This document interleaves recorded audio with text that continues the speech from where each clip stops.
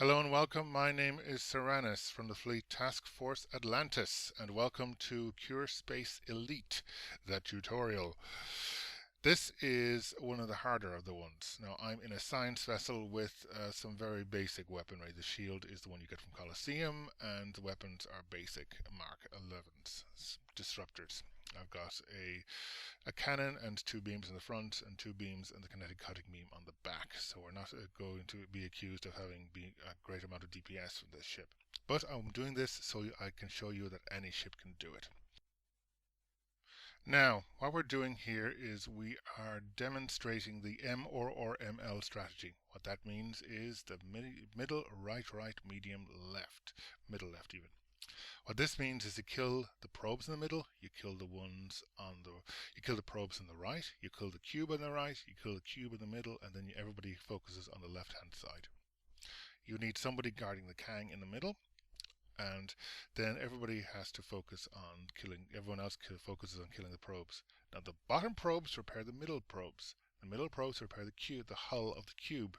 You can still jam the cube, and you can still do stuff like subsystem targeting on the cube. Technically speaking, you can also kill the cube if you have enough DPS. I've seen it done, but it's a bit exploity. What happened? Anyway, but we shall continue. What happens when you kill one of the top layer of probes is that a Borg Navar warship and a Borg Raptor spawn. This means these are extremely dangerous ships, and you have to basically kill them, or else they'll fly over. They'll kill you, then they'll fly over and kill the Kang. While you're doing this, of course, the Borg birds of prey are spawning from all three shipyards. The interesting thing about the Borg birds of prey is that if you kill one, it starts a timer, and I'm not exactly sure how long the timer is, quite frankly, but there's a certain set of length of time before the next one spawns from the time you kill them. So you can actually time it, and experts on doing this actually don't like people helping out because they have a way of timing it exactly so they can scoot back and forth between the birds of prey that are spawning. Also, it's usual for the people hitting their cube to actually deal with their own side's birds of prey. Now we are moving to the right hand side now. I just killed the birds of prey here. Now the interesting thing about a science vessel is that while you don't have a lot of DPS directly from your weapons, you do have a lot of disable effects, and I like using attack pattern beta just before I launch things like gravity well, because that increases the damage you do. So you can actually get a fair amount of damage even from a science vessel. The reverse tractor beam is good as well. Now here we're about to kill the first of the top layer on this side, which will summon there they are, the Navar warships. Unfortunately, this one I forgot to use the subsystem targeting ability, which has bad effects as you'll see in a moment. The other thing that's good about a science vessel is that you have what's called sensor analysis, which means that the longer you target something, the easier it is for everyone else to hit it. So it's good to have a science vessel on your team, particularly the Varanus, because that has repair consoles which spawn these worker bees which go around repairing everyone, which makes it extremely valuable to have on a team.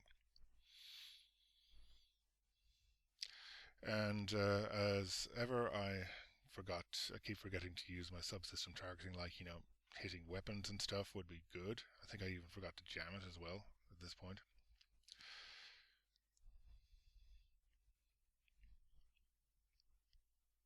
All the probes are down now, so I've just summoned in a bunch of holographic ships, which is another science ability.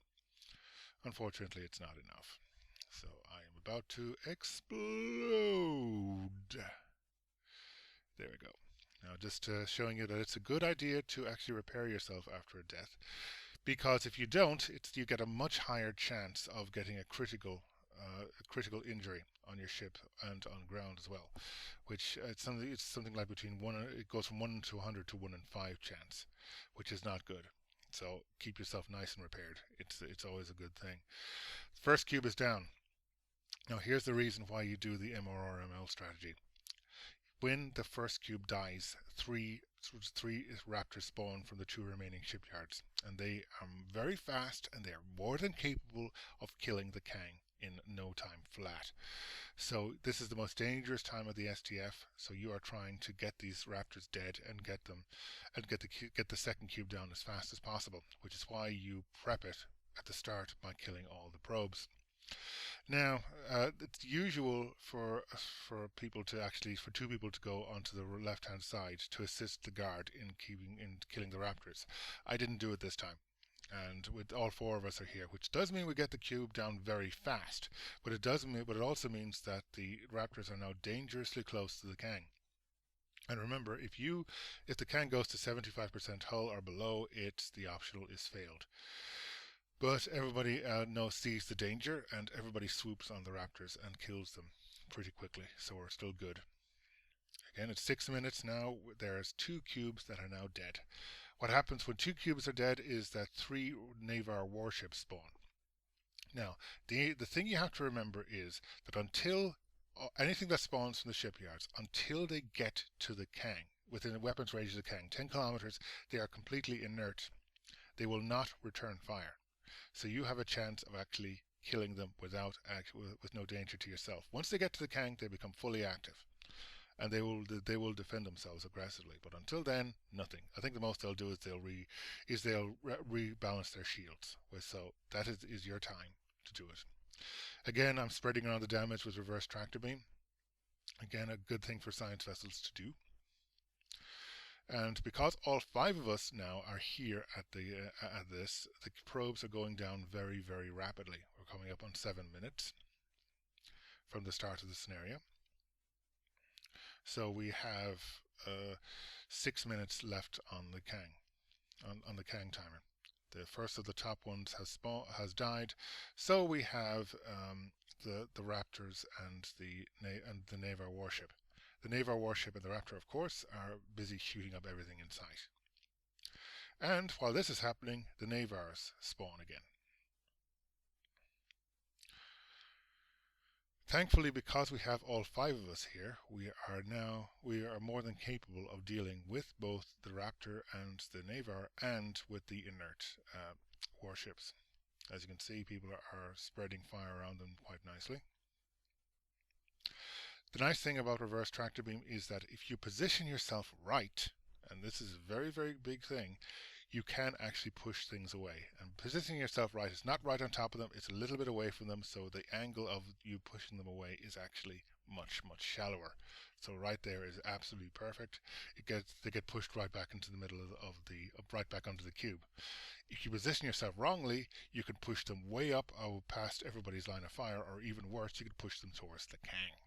So it's a very powerful ability, but you have to be very cautious when using it. You can't just use it whenever its reload goes. Anyway, we're focusing on the cube now. Lots of lovely explosions. We're going up to 8.5 minutes into the scenario. And there we go. 8 minutes 37 seconds. And the cubes are down. Once the cubes are down, somebody has to run over and hail the Kang. It does not matter if there's Navarres or anything else on the field. Once the cubes are down, run over, get the Kang, and you're done. You can no longer fail the scenario. And that's basically it. 8.5 minutes for the optional. The last part of the scenario is that you have to fight an assimilated carrier, which doesn't appear to have any weapons of it by itself, but it does spawn lots of fighters and birds of prey to defend itself. So to be honest, it's probably the easiest of the boss fights. In fact, it is the easiest of the boss fights, quite frankly. You just have to be a bit careful of the fighters and the birds of prey. That's it. So, but I mean, stuff like scatter volley and fire at will deal with them perfectly fine. Torpedo spreads as well will deal with them. And, again, it's just a case of just everybody focusing on the carrier, which is quite tough. I mean, it's got a lot of health. But it's just a serious case of you can't lose at this point. So focus fire and just kill it. And that's it. On the 10-minute mark, we win Cure Space Elite. That's essentially a medium right, medium left. And again, and you just thank your team, and that's it. And that's it. And I've been Cyranus from Task Force Atlantis, and I will be have a tutorial soon for Khitomer Accord Space Elite. I hope you enjoy this, and I hope you found it useful. Take care of yourselves all, and bye bye.